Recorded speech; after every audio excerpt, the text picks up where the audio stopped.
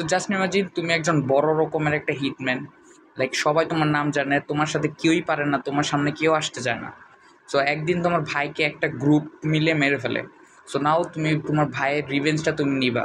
So revenge নেওয়ার টাইমে তুমি জানতে পারো যে এখানে একটা বড় রকমের ষড়যন্ত্র আছে। সো ষড়যন্ত্রটা কি, কে মারছে, কেন মারছে। সো এরকম একটা থিম নিয়ে আজকে আমি একটা সিরিজের ব্যাপারে কথা বলবো, that is Mercy for naan.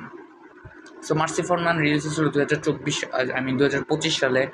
And এটা একটা কোরিয়ান সিরিজ। তো সিরিজটা দেখে লাইক অলমোস্ট জন উইক টাইপের ফিল আসবে, বাট জন উইক না। কারণ জন উইকে অনেকটা ক্যারেক্টার ডেভেলপমেন্ট ছিল, এখানেও আছে, বাট ওইটা একটু বেশি ভালো লাগে, লাইক কানেক্ট করে। দেন ওইখানে একটু ইমোশন টাইপের কিছু একটা ছিল।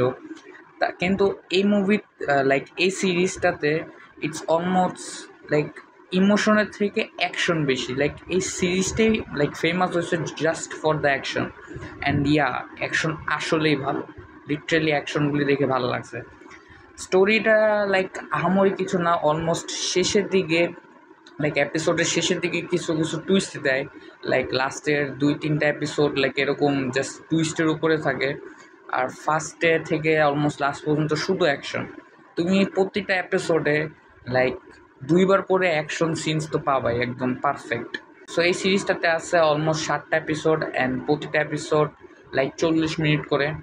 সো এই সিরিজটা তুমি নেটফ্লিক্সে পাইতে পারো, তাছাড়া তুমি অনলাইনে ভালোবাসা ইউজ করে ওটা দেখতে পারো।